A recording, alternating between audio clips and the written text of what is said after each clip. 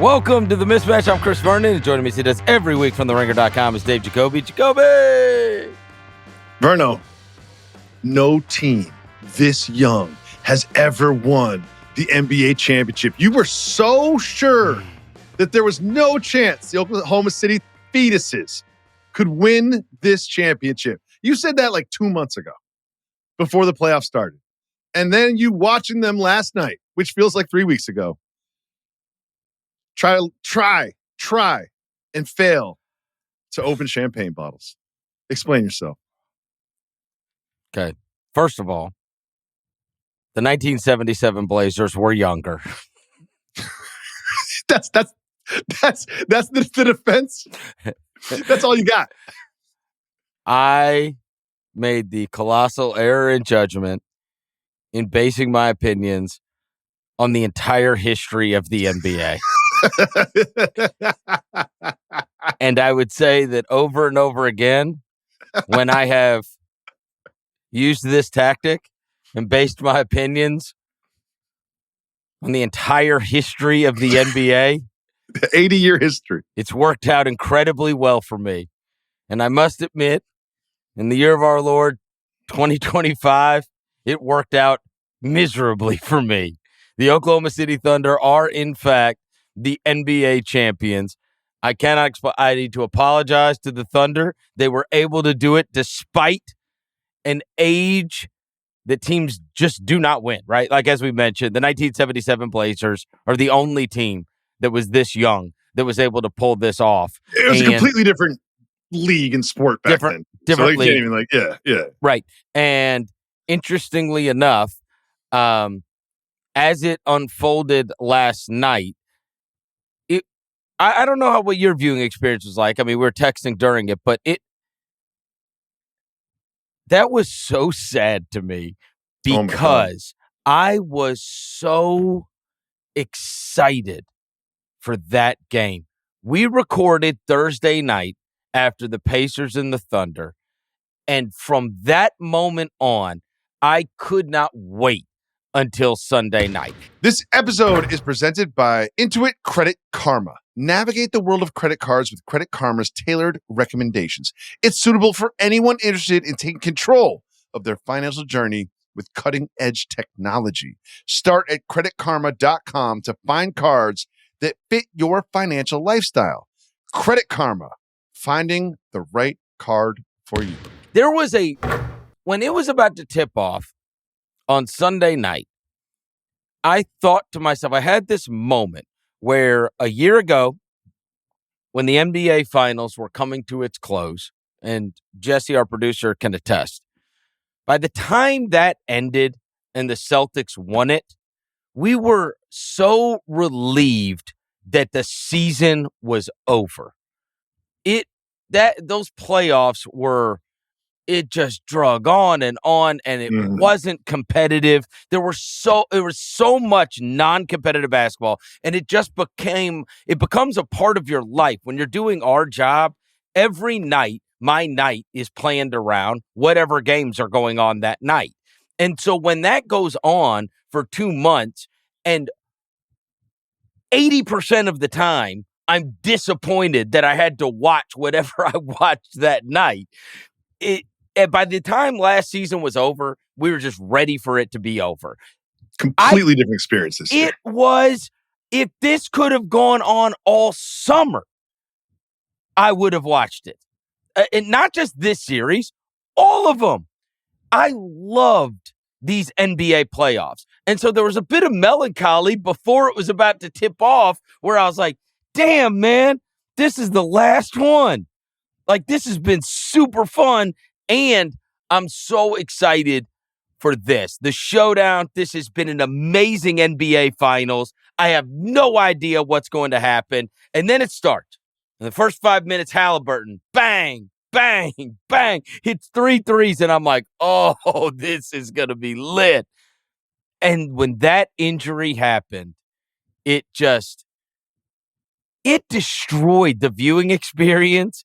It destroyed all of my feelings. It was so hard. It's so hard to describe. I was so excited to watch that game. And then it was, I think, honestly, because of the visual of him laying on the ground, pounding his fist on the ground, crying, and you can see him say, I did it. And you knew, we all knew what had happened. We all knew what had happened. And we've watched the playoffs. What comes to mind is the playing game against the Warriors where Ja hurts his ankle. It looks like he can't even put weight on it. Next thing you know, has a good fourth quarter. Right. Or Jalen Brunson can't put weight on his ankle, and he literally can't stand. Comes back in the game, dominates. But we've watched enough, and we've seen it with Tatum and Dame and now Haliburton, that we all knew immediately what it was and how impactful it was, and that he wasn't coming back. And I think one thing that you mentioned, which is really my viewing experience, is just for funsies, I wanted the Pacers to win because it's like a better story. And, you've been doing this whole fetus bit for the past couple months, and I love you, and I want you to have your take play out. But one thing I've been saying for the past couple months, even before the playoffs started, is Haliburton is a very up and down, heads or tails, has it or doesn't have it kind of playoff performer. And man, he had it. He hit 2 threes, 2 for 2 from 3, deep threes. They weren't even contested because he's it's 30 feet away from the basket. And then the one he missed, they got the offensive rebound and he shot it from the same spot and hit it. And he was smiling, laughing, bouncing. There was so much joy. Well, and that's the thing. I want to say, because I did get some response like, oh, you and Jacoby were saying he didn't look hurt. Bro, he didn't.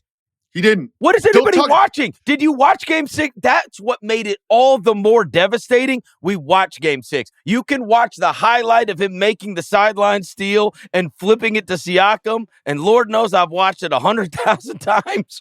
I mean, you can watch that game back, and you tell me if I told you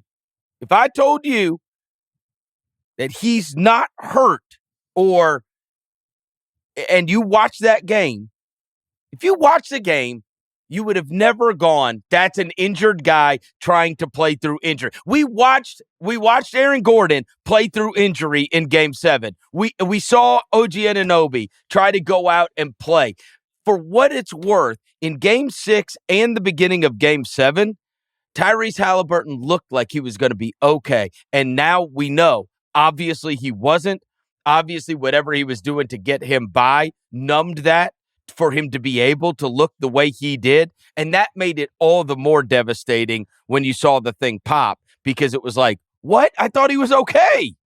It's one thing that I want to be very clear about is this is very different than the Kevin Durant Achilles tear in the finals. Because it's like, oh, calf injury, gets good enough to play and then plays, and then there goes the Achilles in the finals. I understand how you can pretend that that's apples to apples, but I was working with Jalen at the time, and he saw Durant's workout before that game in Toronto, and he told me, and he told Microphone, so I'm not sharing inside stories. He was like, he doesn't look right. He shouldn't play. And remember, Durant missed time. A month. Haliburton was available for every minute of game 1, 2, 3, 4, 5, and 6. Every minute. There wasn't a single minute where he was off in the locker room or that he was not available to be subbed in the game. He's obviously limited minutes-wise in 5 and 6, but of course he's going to play. Imagine if the medical staff said, Tyrese, we I don't know what, I'm not a doctor. We did some scans, we did some swabs, we did DNA tests, and whatever they do, we scan, swab, probe, whatever they do, and it looks like you could possibly injure this worse, and it could go bad for you. You can't play. What would his reaction be? Right. I'm putting the uniform on and I'm playing tonight. Yeah, he wasn't going to miss Game 7 of the NBA Finals. It's no chance. That's right. No chance. And so, there's no chance he's not playing. There's nobody to blame in this deal. No, and it was just awful. It was awful.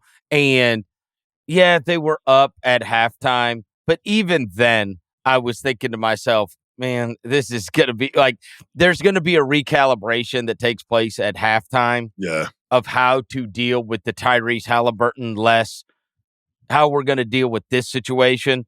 And I mean, we talked about this at the very beginning of the series, and we'll never know if Haliburton would have played, if it would have been any different. Maybe it wouldn't have been. Maybe that defense was just going to be undeniable. But we talked about points off turnovers, and it was 8 turnovers for 18 points in the third quarter alone.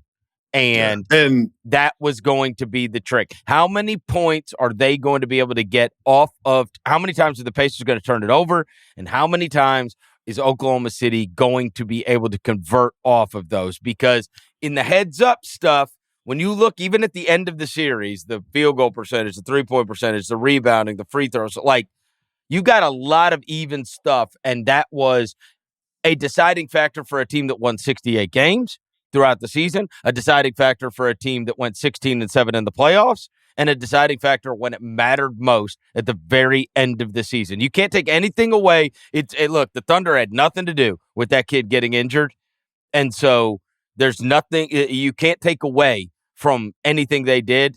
They've got to play the game too the rest of the way, and that was so deflating. Like the whole arena was just silent. It was a 10-minute delay. Everybody knew not only how awful this was for the game that we're watching that night, but also, much like the Tatum thing, the potential impact of what this is going to mean going forward for him, for that organization, for that fan base. I mean, it was just all so terrible. It was terrible. Imagine being like a Thunder fan and you're there, it's game 7, you've been thinking about it all day long, and you bring your best friend or your family to the game and you're cheering and you're standing the whole time and you're chanting and the energy is so high and the game is so tight and everything's so good. Like, I wouldn't know what to do if I saw that. Like, you can't cheer with the same enthusiasm. It's hard to even celebrate, not the win, but even celebrate baskets the same way.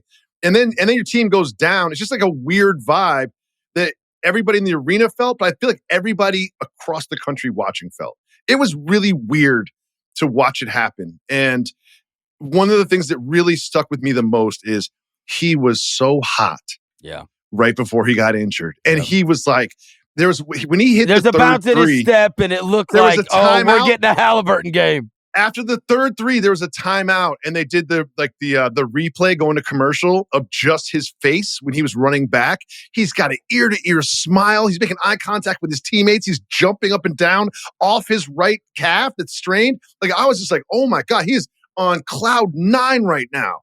He's in the zone after 5 minutes of action, and then that happens. It's just so deflating. But we've spent a lot of time talking about the Haliburton injury, but you cannot take anything away from the Thunder. We'll spend a lot of time celebrating the Thunder, but in the second half, the team that is known for pace, moving the ball, 5-4 passes per possession, the only time they made runs were individual get me a bucket TJ McConnell, individual get me a bucket Mathurin.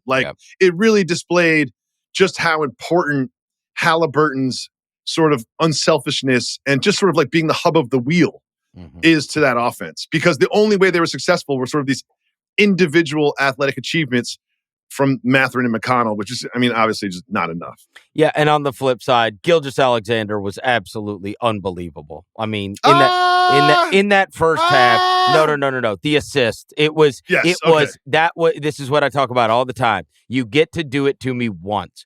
And the way he handled the pressure in Game 6 was absolutely atrocious, and it led to him having 8 turnovers and their team being a mess. And you saw it. It was, like I said, great players, you get to do it once, right? You get to, you're going to try that. And so he had the counter. Oh, look, Jacoby, that assist number could have been even higher. He generated wide open ass threes. So many open threes. They can't make them. They can't. I swear to God, they didn't make threes this whole damn series. I think that's something that will be addressed in this offseason. But we'll get to the offseason in a second. There was a stretch of the game which perfectly demonstrated the adjustment from 6 to 7. He's on the right baseline and gets doubled off of Chet. And now Chet, and instead of taking a contested shot, he hits a Chet, and Chet hits a 3. Something that he wasn't doing all finals, right? And then the next possession, he makes a great spin move, gets into the lane. What happens? The Pacers all collapse on him, and he kicks it out to J-Dub. And J-Dub, who didn't have a great game in the first half, hits the 3. And it was just SGA making the right reads against the Pacers defense, and the Thunder actually knocking down their open shots. It's just if that's what's going to happen, you don't have a shot. And you could point to that and say, with Haliburton, no Haliburton, if they make those kind of plays, They clearly looked at the film and made the adjustments from 6 to 7. No They're question. going to win the championship. Who knows what would have happened? But like, I don't want to put an asterisk on this. No. But it's just an absolute buzzkill. It's a bummer. We are going to remember that game and that series for being a great series that ended with a colossal buzzkill. I think if you are not a fan of the Thunder or the Pacers, you're just a basketball fan. Like I treated this like Super Bowl Sunday because I get so nervous about big games late at night that I have to fill my day with stuff. Like I went to Elio with my kids. I had to like fill the day because I can't just sit around and watch pregame and think about it all the time. So I was just like, it was like a Super Bowl Sunday for me, basically. It felt like a Super Bowl Sunday. I can only say that and I know Gilgeous-Alexander is more important to what they do than what Tyrese Haliburton does, but it would have been the same exact feeling. I'm being dead honest about this. It would have been the same exact feeling if Gilgeous-Alexander would have had an injury in the first quarter that kept him out for the rest of the game. Mm-hmm. It would have been no. Just no. That we want to see this heads up play out a game 7, see how both of these teams react, and to not get one of them to be fully stocked when it mattered the absolute most, when we're down to one game and we have invested 9 straight months into watching this product every night, was so depressing. And so many series are, oh yeah, but we were missing such and such. Even your stupid Grizzlies, like, oh, but Jalen Wells is there. Maybe it's different. So many series are defined by who wasn't available, especially to like that fan base. But we made it all the way to the end. And these are the 2 healthiest teams. I mean, obviously the Pacers are missing some guys like that don't get talked about too much. But this is the 2 healthiest teams, healthy throughout the entire series outside of Haliburton being compromised, I'll call it. Yeah. And to have this happen, to have it sort of the water get diluted this way at the biggest moment was so deflating. But, I think we need to spend more time celebrating the Thunder, because one thing I loved about this game was Chet Holmgren, who's been real, he hasn't played great, let's be honest, offensively. But I thought he shows these flashes of who he's going to be. And I thought in a game 7, his defensive presence was absolutely gigantic for the Thunder. I mean, in this game. I've told you, when this guy fills out, it's going to be scary. It is going to be scary because you got to remember, he has not even played 2 NBA basketball seasons yet. No. He hasn't played 2 NBA basketball seasons yet. He missed 50 games this year. Mm-hmm. Last year was his first. So, I mean, wait till he gets more games, more reps. And he grow, and some people, I will say, like, that guy's got to be a string bean forever. I doubt that. I bet he's going to be able to put weight on that frame. And as he starts to figure out more stuff and he grows into his body completely and becomes a man completely, oh, boy. I mean, just experience, just playing NBA basketball. He's going to become a better 3-point shooter. And defensively, he's going to understand angles and what offenses are trying to do and get better reads and anticipate actions. I think his defensive potential is really interesting for a team that has got such a great defense, because I don't think he's fully formed defensively yet. And we saw a glimpse of last night of just how dominant he can be. Okay, so there's 2 ways of thinking about this, right, going forward. You have one, which is, this is scary hours. Obviously, they have all of these draft picks, assets, everything in order to be able to get better over time, and they just achieved what no other team of that age range has been able to achieve. And this is the worst they're going to be. They're only going to get better from this, right? That is a thought process. Yeah. The other is,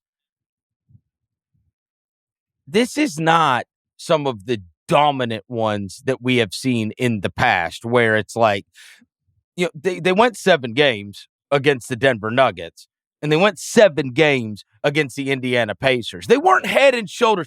But you have seen other teams in NBA history that when they got to this point, they just mowed people down. It just felt like they could never lose. Yeah. They mowed people down. And it's like, but, I mean, they are so much further along. And the reason I'm asking this is because there is this, which do you agree with more? The sentiment, because what's going to happen inevitably is what always happens in the NBA, which are teams are going to make moves and they are going to build teams with the team they have to get past in mind. I would submit to you that very well may be a fool's errand. I'm going to just tell you the lesson I think I get from this. So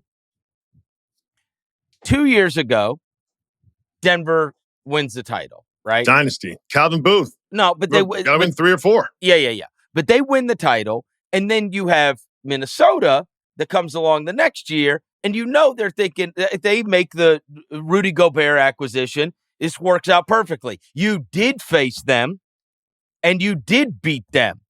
But then you played against Dallas, and you weren't necessarily equipped to deal with what Dallas brought to the table. What you brought to the table was not an advantage against Dallas in the way that it created an advantage against the team that you thought you were going to have to get past.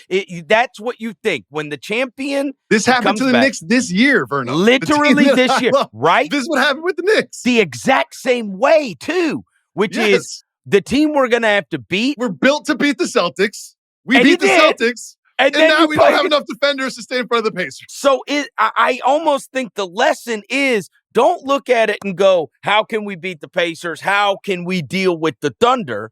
Because I think the lesson of both of those teams is to be able to build the team that is malleable against any. That when you are playing against, when you're looking and you're going, this is the team we have in mind. We know this is going to be the class of our conference, and that's who we're going to have to beat. Sometimes, and in fact, it's happened in the last 2 different postseasons, that was true, and you very well may have lost to them if you didn't make those moves, but there's always going to be somebody else, and maybe they bring something different to the party that you're not as well equipped to deal with. And so the lesson is to me that, like, the Thunder, it didn't matter. They played Jokic, and they played the big team in Minnesota, and then they played the super fast team in the Pacers. That's the thing that I will give Oklahoma City the most amount of credit for, is they faced all manner of different things, right? That different types of advantages that another team could have against them, and dealt with all of them. And you saw Indiana kind of the same way. They brought something completely different to the table, which is a depth that nobody matched. Like, even Oklahoma City, when you would say they are the beacon of depth, right? When it came down to it, Jacoby, we got to the NBA Finals, they played 6 guys 20 minutes or more. 6. Oh, yeah.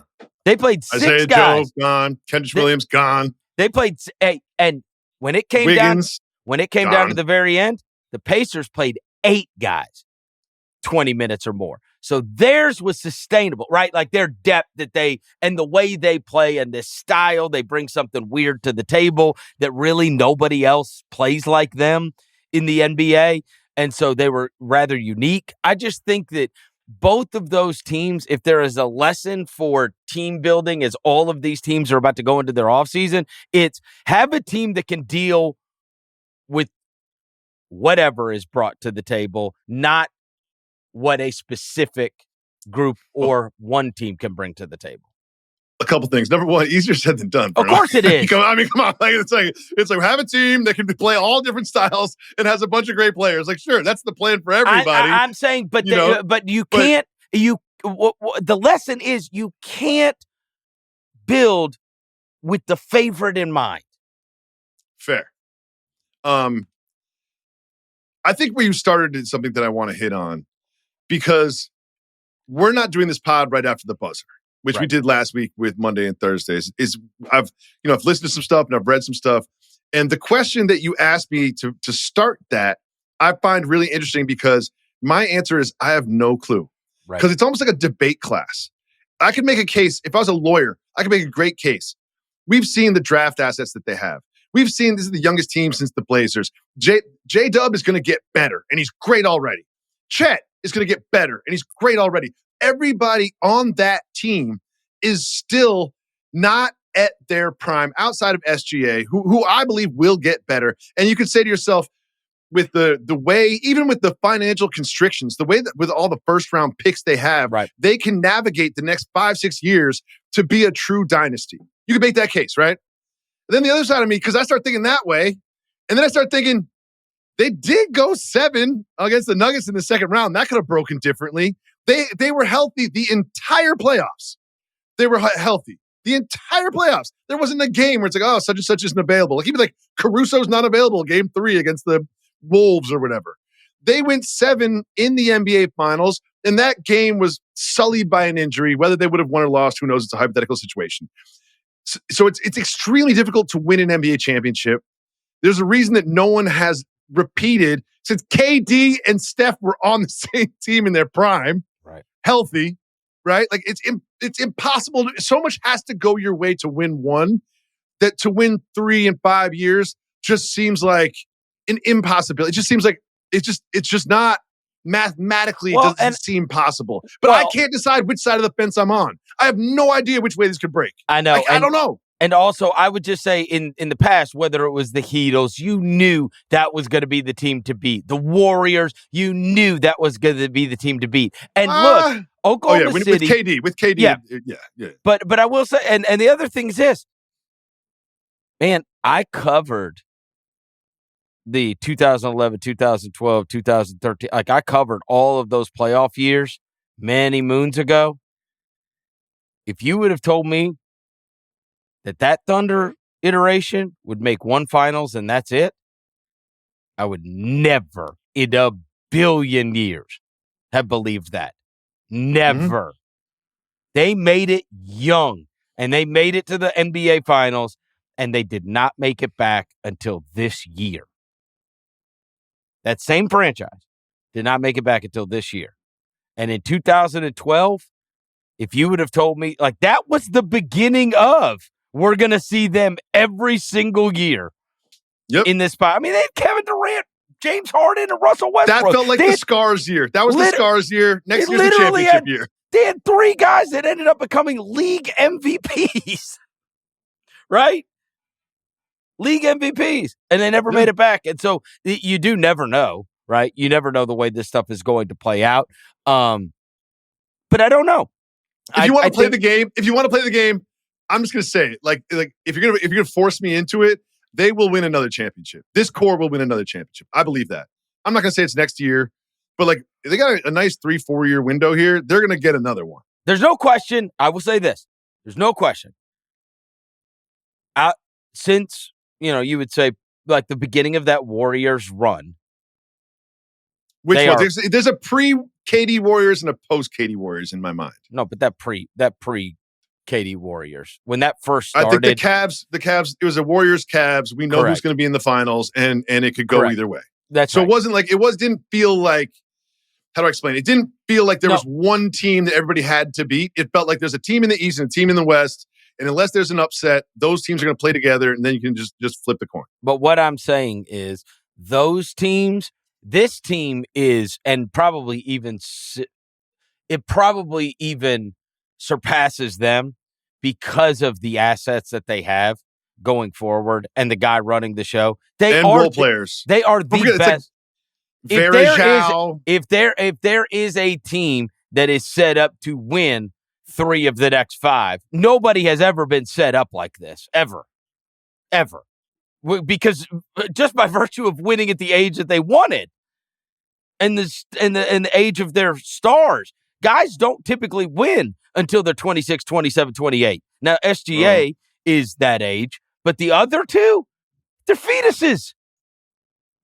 And they still won. I made the mistake of looking up the Thunder draft capital, and I'll go through this quickly because it's like It's 25. They're 15 and 24. 26, they have their pick. Philadelphia top 4 protected. Utah top 8. They probably won't get that one. They have their pick at 27. Denver top 5 protected. Clippers swap. No. All right, listen to this. You're gonna love this. Ridiculous. You made fun of me for my basketball card buying the other day. Yeah. When we were doing the show, I'm gonna show you. I bought a box recently, and it just happens to be right behind me. What are you doing? No one cares. No. Hold on. You get one autograph or memorabilia card. No, I'm gonna show you. This is all gonna make sense, and it's gonna deal with the conversation we're dealing with. So you get one autograph or memorabilia card in the box, and so you're just sifting through, and you're like, you can't wait to see. Topic. It is Topic. Of course, it's Topic. It is. I opened this up, and it is Nikola Topic, and I'm like, no NBA way. champion. This NBA guy champion. hasn't even played yet. The only person to never play an NBA game that is an NBA champion. He's a champion. Hey, I hadn't thought about him since last year's draft. I was like, oh my God, they've got a freaking lottery pick. It's coming off a torn ACL. He hasn't even played a game yet. Because they always say, hey, guy's probably going to be unbelievable, by the way. The glass half empty guy is always like, well, you got all these great young players, and that's great, but you're going to have to pay them all at some point. Are you? Because we got more guys just like him coming through. You know what I mean? Are we? Bro, they hit on the 55th pick in Aaron Wiggins. Come on. It is such a well-run franchise, and the player development and the coaching. Dr. Bubblegum, I thought he was out-coached this series. I think Dr. Bubblegum was out-coached. But did you notice he made the adjustment? No bubblegum in Game 7. No, I told us he just had to make one adjustment. No bubblegum. And, a couple things before we sort of move on to the bigger picture stuff is I thought Rick Carlisle really, really showed a masterclass in these finals. I felt like, I was thinking about him, he felt like Greg Maddux, like a junk ball pitcher who's going to throw you a fastball and the changeup and then curveball. And you just and he's got 7 pitches, split finger, slider. And you just have it's like, and you just don't know what's coming next. And once you start looking for one pitch, you're going to get another one. And then I felt like some teams, like the Knicks, were just like Mariano Rivera, being like, we got one pitch, good luck hitting it. It's great, but good luck hitting it. And I thought that Carlisle, the adjustments from game to game were like a real masterclass. And I just wanted to see, I just wish we could have seen this play out. I know. You know? I just wish we could have seen this play out. It's a great point, because I think the best compliment we can give Rick Carlisle is, do you think you could have replaced him with anyone and have gotten those results? No. And I think one of the biggest compliments I can give the Pacers and Rick Carlisle is I didn't think they would beat the Cavs. Whooped them. I didn't think they would beat the Knicks. Whooped them. And I didn't think they had a chance against the Thunder. Nope. And they went 7. No one said, we all said Thunder in 5, Thunder in 6. Because we talked on this pod about all the prep work we did before the finals. Right. It just seemed like all the matchups, all the numbers. Daunting. You just couldn't I just couldn't wrap my head around the roadmap that gets the Pacers to the title that doesn't involve injuries. I couldn't wrap my head around it. And kudos to this Pacers team, because they played with joy. They played a great brand of basketball to watch as a fan, and they made all the proper adjustments. I thought they were a smarter team, and I just really felt like they were such like a democratic offense, and their defense was way better than I expected it to be, and they caused real problems for SGA. And I also think, tell me what you feel about this. I also think that team is going to be viewed as favorably as it could have ever been viewed while losing because of the injury. And don't forget the miraculous comebacks. No. But because of the way it ended, it's almost like Rocky. You know what I mean? Like, we all walked away loving Rocky. Like, he lost. He lost. Wait, the first one? Yes. He loses. To Apollo? Yes. That's the Adrian. Am I spoiling Rocky for you? Yeah, it's been a long time. He loses. Okay. But he gave it everything he had. He came up short, right? That's it. And the Pacers are Rocky. And so it's like, this is one of the, I can't believe I just spoiled Rocky. Unbelievable. I forgot, man. Sorry. There's so many of them. I've watched all of them. Yeah, he doesn't win. He wins in Rocky 3. But the point is, the reason I'm analogizing it is because he doesn't win, but he is beloved. And but it's people like me who walked away from it barely remember that part. Yes. You know what I mean? And you are always going to remember this Pacers team. And I almost feel like if they would have played it out heads up and gotten their ass kicked, it wouldn't be viewed the same way. So in some ways, they are as lovable as they can possibly be, because they gave us so many memories. They were such a great story. They were such a great basketball team. And you pity them for having their opportunity ripped away from them. You know not just that. I had dinner tonight, shout out to Chambo, with a guy from Indiana. a Pacers fan his whole life, right? He's our age. And he's like, I'm sitting there with my kids, and you just don't think about losing game 7. You have to think about losing next season too. And Celtics fans must feel the same way, where it's like not just like, because you wake up in the morning, you're like, we could be champions tonight. Tonight, we could be champions. And then you're like, because when the Knicks got injured last year, everyone was hurt. But everyone's coming back for training camp. Remember, Jalen had a hand, OG had the leg, and outside of Mitch, everybody came back and was ready. But like, if you're a Celtics fan or a Pacers fan, you're sitting there being like, not only did we lose in the playoffs, we lost next year. By the way, one that you left out, which started all of the offseason talk infinitely early, then yes. Which wildly enough, one of my buddies texted me tonight, and he was like, hey, I was listening to your show, and you didn't mention this, but I thought this was super weird. He's like, you're talking about the 3 guys that have torn their Achilles, Lillard, and then Tatum and Haliburton. He's like, they all wear number 0. Yeah, I saw that and online. I was like, oh, God. And they all did it. That is bizarre. I was like, what are they? They all did it sort of like with like a launch step. I don't know what to call it. You like put your foot back to take off like you're in the starting blocks for a race. Right. It was like they're very similar Achilles tears, and they all wear number 0. And I was literally thinking, really I was going weird. Up the escalator. I was going the escalator to the subway today, and I was like, and I can't believe I'm saying this, and Jesse, please delete this forever. I think the Sixers have a chance. I'm like, well, who else? Like who else? Like Knicks. No, Orlando is Magic. Sixers. Like Orlando. The Sixers, like on paper, look like a team that can contend in the Eastern Conference. Orlando trading for Desmond Bane is a different trade than it was a week ago. Yes, with this happening. Yeah, the price might be higher, actually. The price might be higher. Because you're looking up and down that Eastern Conference and you're going, okay. And well, look, also, you might recalibrate if you're Cleveland. If you're Cleveland, you might have said, you know what, man, we got to make some big changes. We got to do something. Maybe you don't now. They didn't just lose. They got their asses kicked. Understood. Asses kicked. Understood. Embarrassed. And you're thinking to yourself, we can't do this for a 3rd straight year. Right. And expect a different result. But like, now maybe we can. But now maybe we can. No, it recalibrates how you look about anything in the Eastern Conference. And certainly there are some of those teams that have got to go. Like, if you are thinking like, hey, if you're Miami, like you're going, we could put something together. If you're Atlanta, we could put something together. The Hawks, all the sort of like play, I can't believe I'm saying this, but even the Bulls, you know what I mean? You're saying to yourself, like, there's no reason we can't be top 6 in this conference. If we get a couple players. On the flip side, I'm not ruling out the Celtics, Bucks, and even the Pacers from. I don't think they're going to drop off the earth. But you're dead right about the whole Haliburton thing and your buddy saying that the recalibration. The Achilles thing is so much different than anything else because there's the expectation of, oh, that sucks. It ruined this season.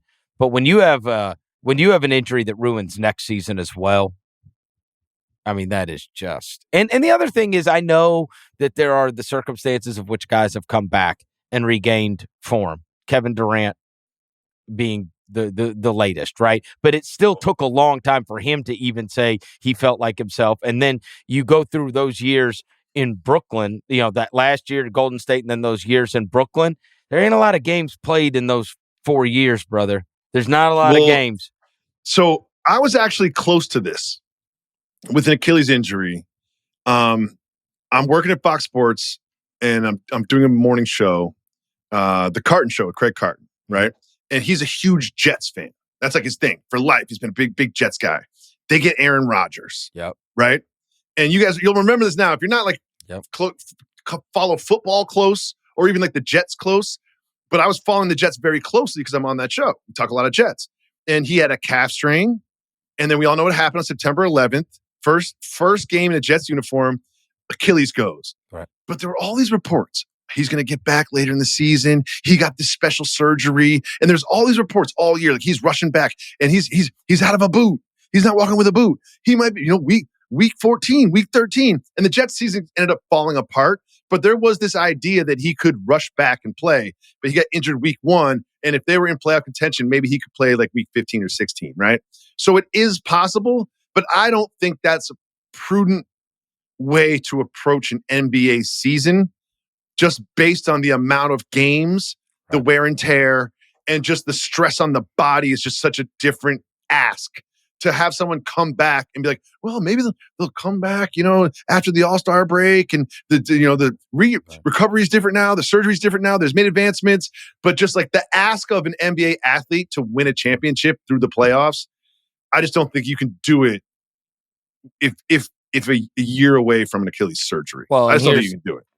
I don't think it's smart. And I think you could be hopeful about somebody like Haliburton simply because his game is not based on fast twitch athleticism. You know what I mean? This is a below the rim basketball player who does what he does, right? He's not he's never been an explosive player. The explosive guys that tear their Achilles and like lose that as something to fall back on, that one's even I think much worse. Yeah, he's not Derrick Rose. His game, which I love, it's fun to watch, is anticipation, guile, fooling the defense, and deep shooting. You know? And I will say, so Brandon Clark, who I cover in Memphis, went through it, and he was 100% fast twitch guy. And I thought to myself, oh God, what is he going to be? If you take that away from him, this is above the rim, spike on you kind of second leaper, whatever. And he came back and it was like, oh, he doesn't get up like he used to get up, in the same way. And then about 6 months later, he started to. And it was like, oh, and so not only do you have to come back, then you have to trust it, then you have to build back up. And so it's honestly not going to be, it's not going to be a year. It's longer than a year for you to be able to get back on the court, get your win back, trust it, and then start to build up to a portion of, and maybe a high percentage of the athleticism you once had. Mm-hmm. Let's celebrate the Thunder more. Oh, shut up. They deserve more. They haven't gotten enough. They can't even celebrate themselves. I found that was very strange. The first time I ever opened a champagne bottle, I did not need like instructions. Did you like Chet calling it Michelob? No, J-Dub was like, I just had my first drink. Okay, so what? Ethan Strauss wrote this article about how in 2023 on his on his Substack that in 2023 there was this article that came out about how the youth are drinking less than ever. Way less. It's true. My 9-year-olds have not had a sip. Different generation. Thank good. It did make me wonder. I had not thought about it through that prism. That is it just not a thing in the same way that I think that the youth drinks way less. That is a fact, but I also think athletes are just different. Like Alex Caruso, not just J-Dub having Alex Caruso in one of the videos. He was like, "I haven't had a drink since February." I'm like, I guess if you're an NBA athlete, that makes sense. I got it. I understand, and I understand that look. There's a lot of athletes that drink a lot more do weed and gummies. But look, there's a lot of athletes that drink still. Here's my thing, Jacoby. This is why it was surprising to me. Okay. Not that these guys would be so locked in and that they just don't, right? Like they don't drink, right? Especially during the season, right? Totally understandable. What was weird to me was the Jalen Williams from Arkansas who like took the sip of the beer and he had never tried it before and was like, ugh. And Chet and J-Dub and all these guys and not knowing how to pop a champagne, whatever. And they all went to college. That's what I'm saying. That's what I'm saying. Did they not drink in college? I guess they didn't. I just think athletics are just more important to athletes now, especially people in college that are going through the NBA draft process. Just take it much more seriously now. I don't think that must be the case. But I don't think that's true of other young players on other teams. Because so I'm wondering, do you think Sam Presti asks them, is this his money ball is just finding a bunch of sober Squares? Yes. Finding squares? Yes. Is this the new money ball in the NBA where you just find guys? Have you ever had a drink? Nope. Draft him. But there's also guys where it's like, you're 24 years old, you make $10 million a year. Of course you're at the nightclub. Like, what's the point of being 24 years old, in great shape, handsome, and rich? Like, the whole point is to go to the nightclub. That's what you do. That's why you play basketball. But maybe that's just me. I was so confused. Maybe that's why I'm not in the Thunder. That's probably why I'm not in the Thunder. It's probably why I'll be back. I was just confused. And maybe it is a state of the times. Maybe that is true. I found it interesting that Caruso said, I haven't had a drink since February. I just think they take it that seriously, man. They're trying to win a championship. By the way, shout out to Caruso for saying I finally got a real ring. Oh, please. That was great. He didn't say that. Yes, he did. That was NBA Centel. He did not say that. He did say that. The bubble ring is a real ring. I don't care. It was a response to everybody that says you got a fake ring. That's ridiculous. Shout out to Caruso for getting a dunk. I got a real one now. he got a dunk at Game 7. He said, "Now I got a real one." That's what he said. Oh, please. Yeah. Well, I think the Thunder, honestly, like, if you're a Thunder fan, you must feel so good right now. Oh, everyone's going to get better. And I mean, and you got at least 20 new white T-shirts. If you went to the they games. won 21 games. They lost 21 games. Well, they had 16. 7 in the playoffs. Yeah. 14 in the regular season. Yeah, 21 games. They lost 21 games. Imagine being a fan of a team that wins the championship and you only 21 nights only were you like, man, we lost. It's crazy. It's a great season. The MVP, the conference finals MVP, and the finals MVP all went to one. I mean, there was no debate on who made that happen and who the best player on that team was, right? This was not any kind of a split decision. Whereas that finals MVP, it would have been hilarious if the Pacers won it because, I mean, you'd had votes all over the place. Maybe depending on who had the biggest Game 7. If Haliburton would have went off, if McConnell would have gone off, if it was Siakam, like, who knows? I think, like, history will go down, but I didn't think SGA played that well, to be honest with you. I thought he did a good job reading the defense and getting his teammates shots. For the attention he gets. I mean, if he had a bunch of guys on his team that could shoot at a high clip, they would have to treat it differently. But I thought at the end of the game, he was really trying to get like a Heisman moment. You know what I mean? Like, he's taking these deep threes early in the clock. Wow. It was just kind of like, I think he kind of seemed like he wanted to sort of like put a cap on the championship himself. And there's obviously, and look, there's a lot of lessons too from just watching them. I mean, the foul every play, flop, push off to create space. What is your problem? Get away. They just won the championship. Get away with as much as you possibly can. What are you doing? You're so entrenched in your anti-Thunder because I'm so tired. take. Because you're 48 minutes. You can't even see the forest through the trees. Because for 48 minutes, you haven't gotten their balls out of your mouth, and I can't take it anymore. They push off, they grab you, and great defense. You don't even like them. You don't even like watching them. You know what? Like you don't like them so much that you became a damn Haliburton fan, which is ridiculous for a Knicks fan to start rooting for Tyrese Haliburton, but you did it. You did it. Why? Because you don't like watching Lou Dort flop around and clip people out of the air, and you don't like watching SGA forearm shiver someone to create 4 feet so he can hit a 16-footer. You don't like it either. So enough already. Enough. I love it. I've had enough. I love it. Enough. I love the Thunder. No, you don't. Thunder up. You I'm wearing sure a T-shirt underneath this. Blue. It's Thunder up. They've got tons of picks. They're the greatest team ever, and no one is ever going to win again, I'm sure. Or winning a championship is super hard. No. Everything broke right for them this season, and they'll never do it again. I don't know. From your mouth to God's ears. I have no idea. This has been a catastrophe for me. It really has. Every time. When Lou Dort flew on the ground after running into Ben Mather and I almost broke my TV. I couldn't take it anymore. Somewhere Ben Mathurin is in a Game 7 of the NBA Finals. He's like, you know what I'm going to do? I'm going to throw it off the basket to myself. You remember that play? I was just like, amazing. Where are we in this offense right now? Right, let's move to a couple other things. I I had the weirdest. I want to hear your experience. I had the strangest experience yesterday. So, you guys have Costco, right? Yeah, my wife went to Costco today. Perfect. Do you know the how many kids, slices of bacon are in the fridge right now? Okay. 3 pigs worth of bacon. It's so funny. We got 12 mangoes. Who needs 12 mangoes? They Yes. go bad. I swear to you. Yeah.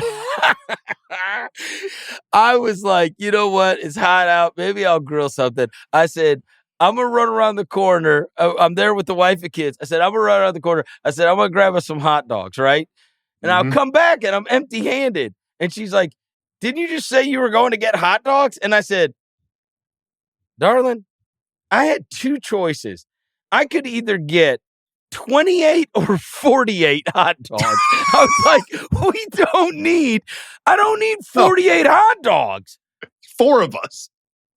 And so what we did was we go up and, it's, I don't know, maybe inflation or maybe is it the same there as it is here? It is $1.50 for a hot dog and a soda. That's what it costs at Costco.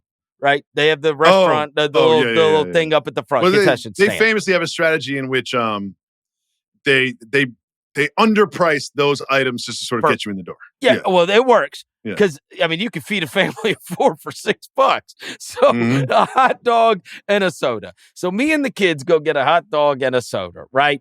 And so I'm walking over, and this guy starts talking to me about the Grizzlies or whatnot, whatever. And I'm putting mustard on the hot dog, and then another guy. Did he give you some draft?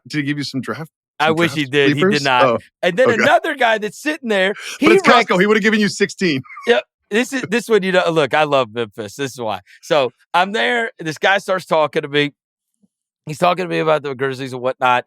And then as I'm putting mustard on my hot dog, this guy that's sitting in the food court, as it were, he's like, hey, Verno. I don't know this guy.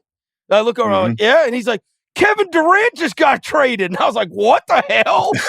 So I'm literally like trying to put mustard on this hot dog. And I go and I reach my phone and I got like 4 missed texts, because of course everybody's always sending you the screenshot of what Shams has put up and whatever. And I was like, no way, man. So now I'm just talking to 2 strangers in Costco about Kevin Durant getting traded. And he's like, hey, and Dylan Brooks is going to be going to and I was like, what? No way. So it was such a crazy experience. I'm in a Costco and this guy just runs up on me and tells me and breaks the news to me that Kevin Durant has been traded. And so I didn't really have the opportunity to sit and understand it fully until I got back home.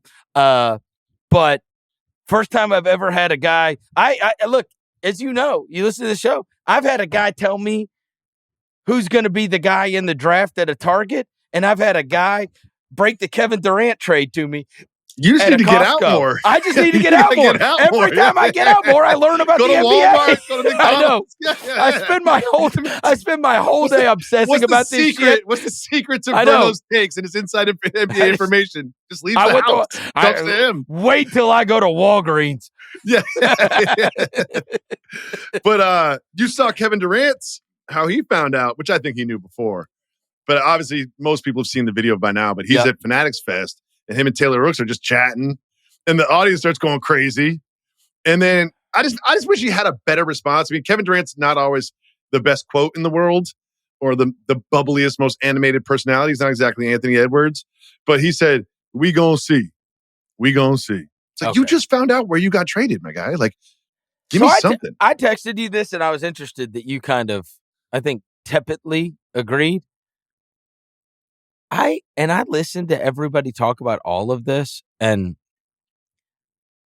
I am just higher on Jalen Green than people are.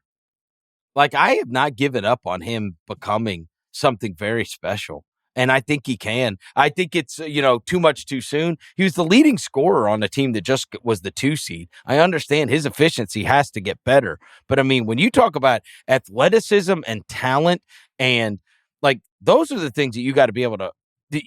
Those are prerequisites, and then you got to put it together. And I just think that it's very possible we look up and he's one of the best 5 to 10 scorers in the NBA. I mean, he is still a puppy when it comes to NBA basketball. Well, I got think it. His Game 7 stunk. His playoffs no. were Here's what it is. Here's what it is. and- It's against the Warriors. I think the total Jalen Green experience. I think I had the games right. Can be summed up in Game 1 and Game 2 against the Warriors. For Game 1, he absolutely stunk. Couldn't make a basket. So inefficient. You're just like, they're never going to beat the Warriors if this is how he is going to play. And then Game 2, you're like, future superstar. You know what I mean? It's just not consistent and it's not efficient and you can't rely on it. But I bet on that. I bet on that talent, though, man. He's number 2 pick. And number 2 pick in the draft. I mean, Kevin Durant's 37 years old and needs another contract.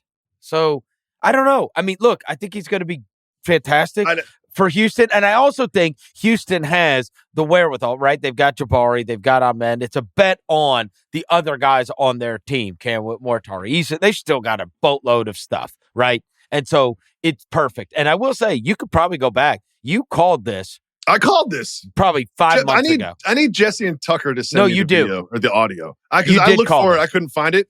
But because I was watching, I remember it was after one of my rec league games on a Wednesday night. We go to the bar after the game and drink and either commiserate or celebrate, talk about the game, whatever. And I was looking up at the screen at the Rockets playing a regular season game.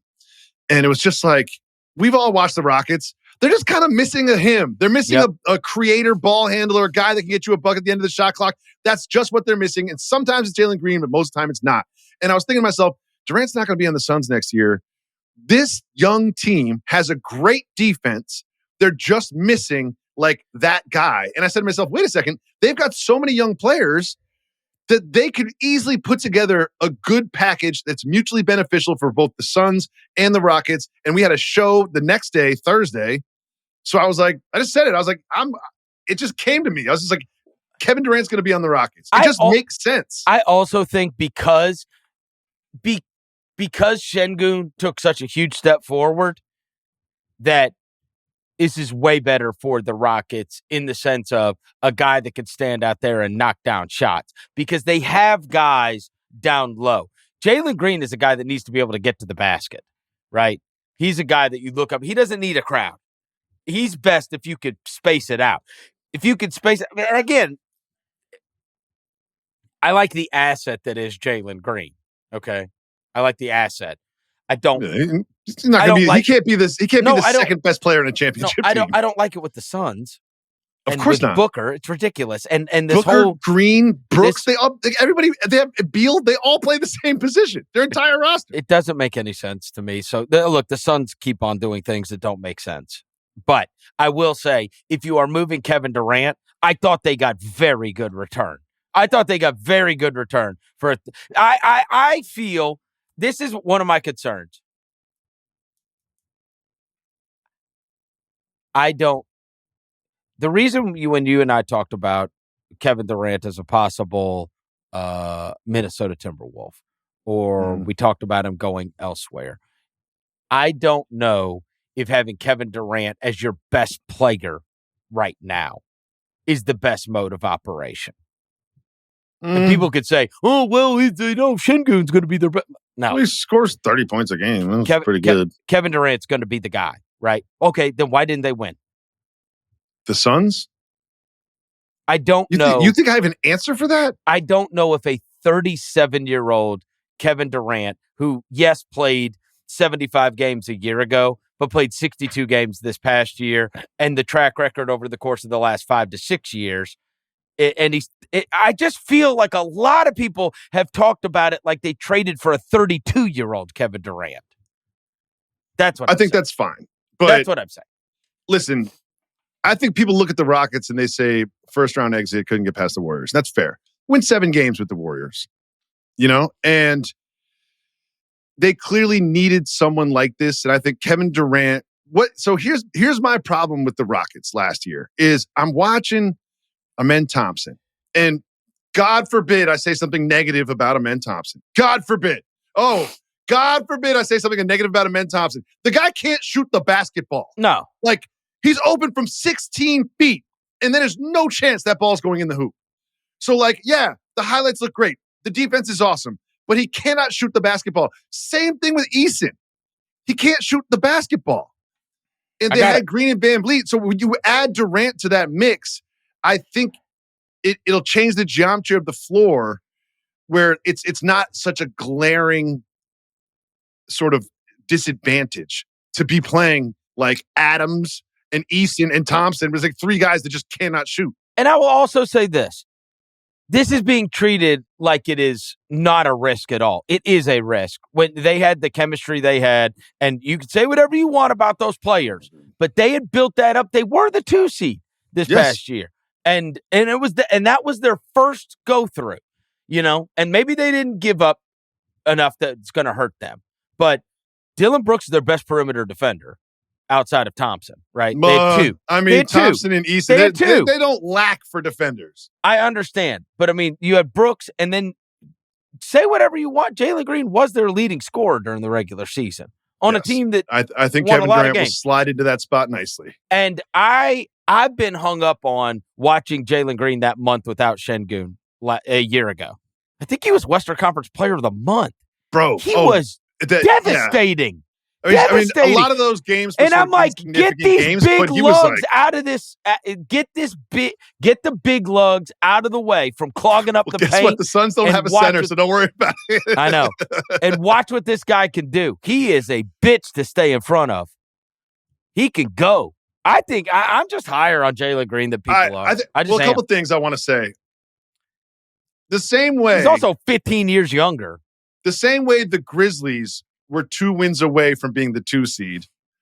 The Rockets were also 2 wins away from being the 6 seed or 8 seed or whatever that was. You know what I mean? So it's like, it does work both ways. Of course. So like we're celebrating the Rockets, like, well, they're number 2 seed, added Kevin Durant, like they're championship contenders. But the same way you were saying the Grizzlies were 2 wins away from being the 2 seed, the Rockets were 2 wins away from being the 8 seed. But they had a lot of young players on that team, right, that were growing. That was their first go-through. They have playoff scars now. That was their first go-through. Verno, now they have playoff scars. Well, and they ditched it for a guy that's more towards the end of his career than the beginning. Well, I think the chemistry thing is interesting because I can't sit here and pretend like I know Kevin Durant. I can't sit here and pretend like I'm on the plane, the 82 times where they fly in and out of cities, and I know what's going on after the games in hotels, and I don't know. I don't know Kevin Durant, but it does seem like he is not that sort of like veteran vocal leader. Don't worry, guys. I'll lead the huddle.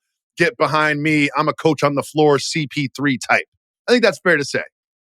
And maybe this team has great chemistry and a great leader in Ime Udoka, and they're taking that into account. And he doesn't need to be vocal because they've got Udoka and they've got Van Vliet and other guys to do that. Maybe this is gonna be a perfect fit, but maybe this isn't the fish that needs to be added to the tank. Well, and look, I will say this too. As much as he drove me crazy, like, if you don't have a guy like Dillon Brooks, you want a guy like Dillon Brooks. That edge, that craziness, that feistiness, that every single night this game matters to me. Every night the game matters to him. Right? He's going to be there, and he's going to raise the collective level of play of the rest of the guys. And maybe they will just have that. Maybe that will be, maybe Amen Thompson could be that. Maybe Jabari Smith. You know what I mean? Maybe they've got enough guys, and maybe the coach can do that. But I'm just saying that tinge of crazy, that edge over and over again does bring something to the table that you miss when you don't have it. Do the Suns trade Jalen Green? I mean, it doesn't feel like Green and Booker should be on the same basketball team. How can they not? It doesn't seem like they should be on the same basketball team. How can they not? I just don't I think that is, when you looked at all the other stuff, when you talked about, look, you were hamstrung where he wants to go to 3 different teams, right? San Antonio obviously did not put forth any kind of serious offer. I mean, San Antonio could have put together an offer that was better than what they got. So they could have. And then the reports were that Miami did not even include like Jovic or Khalil Ware or whatever, that they weren't all that serious about it. And it's like, okay, well then, all things considered, I think you did pretty damn good. It did feel like the Minnesota deal was probably the best deal. Again, but and look, you didn't do good with what you gave up, because you gave up Mikal Bridges and you gave up all. I mean, look, the Suns, the Matt Ishbia Suns took a team that was right next to the NBA Finals and like completely dismantled it and turned it into the most ridiculous group of overpaid nothing that you can. I mean, it's crazy. It's crazy. So the thing about trading Green to me is it's like going to a foreign country and changing your dollars, right? We get to the airport, you go to that booth, and you know you're taking a hit. That booth, there's a margin. There's a vig. You're losing some money in that exchange. But the more exchanges you make, the more money you lose. And I feel like they made the Kevin Durant trade. They got back a return that was smaller than what they gave. And then they get Jalen Green. I think if they make another trade, they're going to lose more. Dude, here's the deal, Jacoby. Is there anything you wouldn't undo? Anything.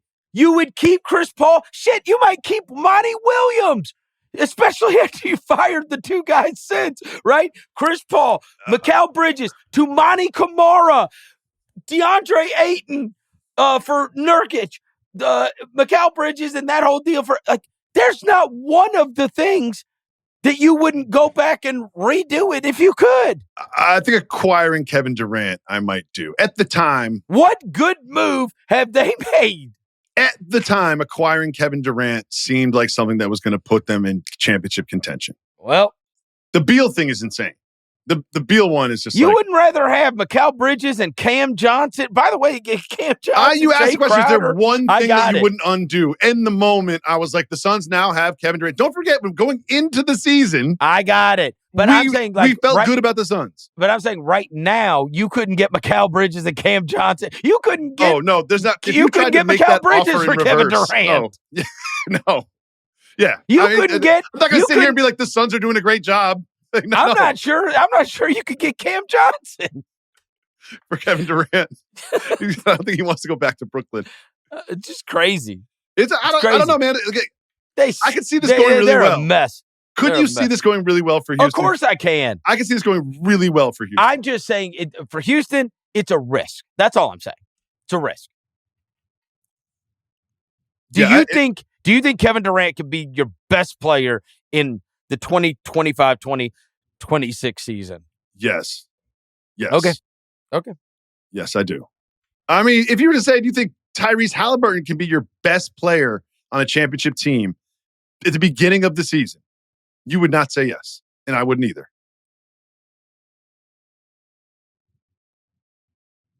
I think that's fair. Yeah.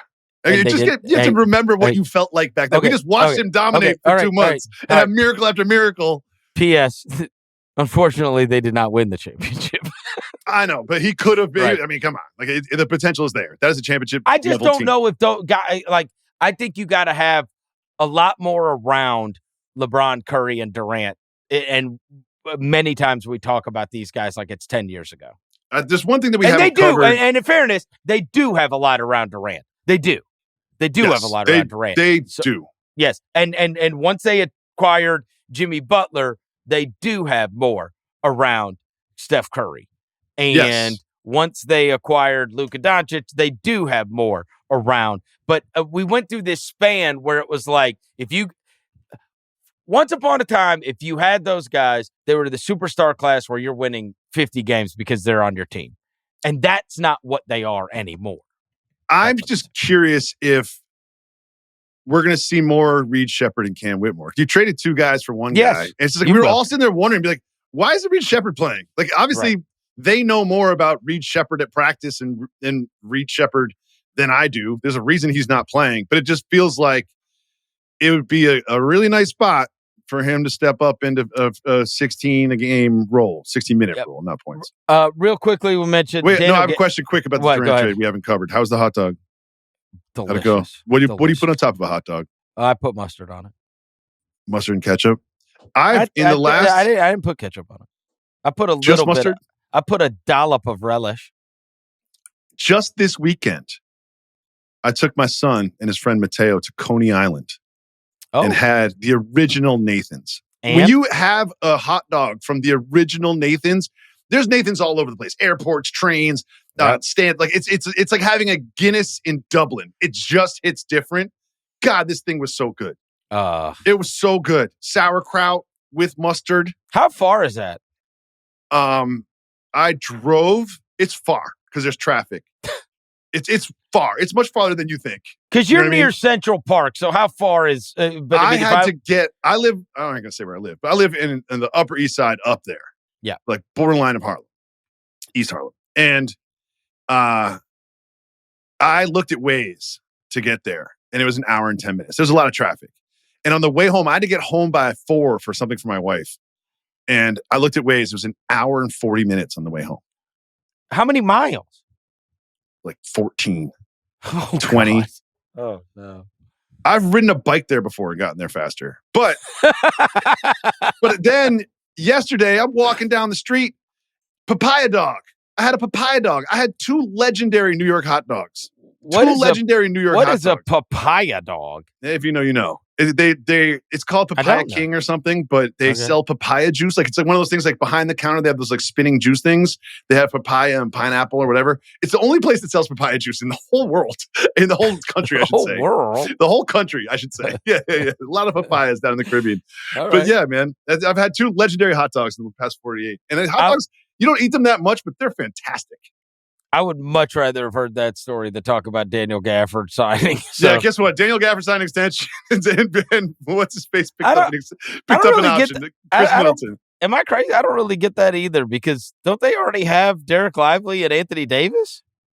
I think it's a nice number. It's 3 years, $60 million. I think Daniel Gafford's gonna be a steal for $20 million a year. Okay. Don't you think he's worth $20 million a year? Wouldn't you want him in the Grizzlies for $20 million a year? Yeah. No. Again, I'm talking about team specific. I think that they were successful. Did they get Anthony Davis? Listen, they want to be big. They have Derek Lively, right? They want to be big. I like it. That big? I like it. You got 3 great centers. What's the extension? If you extend a guy, you can't trade him until like January 31st or something. There's some rule. Okay. We'll see. All right. They probably won't end up ultimately with 3 centers. Oh, but I forgot. Anthony Davis is not a center. So I forgot. The last thing is the NBA draft is coming up on Wednesday night. And the Ace Bailey story continues to get weirder and weirder, right? And I guess we will track wherever he falls down to. But the odds right now have like VJ Edgecombe now going 3 to Philadelphia, Knippel going 4. And like you got to get down we're going down the list a little bit until we get to Ace Bailey and figure it out where he is going to end up, whether it's Washington or Brooklyn and you know what, maybe. So at least, honestly, it seems to me that we know who the number 1 pick is going to be and we know who the number 2 pick is going to be. And then the draft starts to get super fun by 3. Yeah. Right. It's a deep draft too. I'm excited about it. I just want someone to make a Knippel is a bigger, stronger TJ McConnell comp. That's all I want. That's all I'm waiting to hear. That's all I want to hear is Knippel is a stronger, bigger TJ McConnell. That's all I want to hear. You know, I remember telling this story about several weeks ago, or maybe it was sometime during the season where we were talking about how this, I think it was Draymond Green or somebody was talking to a group of kids, and he was saying, you know, how many points do you think that Patrick Beverly, he was talking about Patrick Beverly, right? And then he was like, and they were like, he's like, how many points do you think he averaged in high school? And, you know, one kid's like 8, another kid's like 12, another kid's like 16. 35. He's like 38 or whatever he said. Right? He's like in Chicago. So like, whatever you think you are, like watch the NBA. And this morning, Ball is Life put this up as we'll wrap up the show with our beloved TJ McConnell, as you just mentioned. It said TJ McConnell in high school, which his father had mentioned that he did not play well in the state championship game. Yes, TJ McConnell in high school averaged 34 points, 9 assists, 8 rebounds, and 6 steals a game. He was headed there in Game 7. Remember I said you can't win you can't win the championship in the back of TJ McConnell? Like, I'm sitting there sweating out the third quarter. Like, maybe you can. For all the kids out there that think they can beat TJ McConnell, just understand, TJ McConnell averaged 34, 9, 8, and 6 in high school. Jesus. And he missed an elbow jumper in the second quarter I was floored. He got blocked by Chet on a layup, and I was like, how did that happen? That Pacers team was a lovable team. They really were. So were the Thunder team, Berno. Oh, so was gross. that Thunder team. Blech. So was that Thunder team. You're the worst. Congratulations to Oklahoma City and my favorite team in the NBA, the Oklahoma City Thunder. Amazing championship, the first of at least 6 or 7 in a row. Guaranteed. Guaranteed. Dynasty. Already a dynasty. I don't think you can use the dynasty word after one championship. You just can't. You just can't do it. I mean, then what we're gonna have to cancel First Take. No comment. All right, that's gonna do it for tonight's show. Thank you to our executive producer Jesse Lopez. Thank you to Tucker on video and Jacoby. I'll talk to you later this week. Must be 21 and over and present in select states for Kansas in affiliation with Kansas Star Casino, or 18 and over and present in D.C. Got a gambling problem? Call 1-800-GAMBLER or visit rg-help.com. Call 1-888-789-7777 or visit ccpg.org/chat in Connecticut or visit mdgamblinghelp.org in Maryland. Hope is here. Visit gamblinghelplinema.org or call 800-327-5050 for 24/7 support in Massachusetts, or call 877-8-HOPE-NY or text HOPE-NY in New York.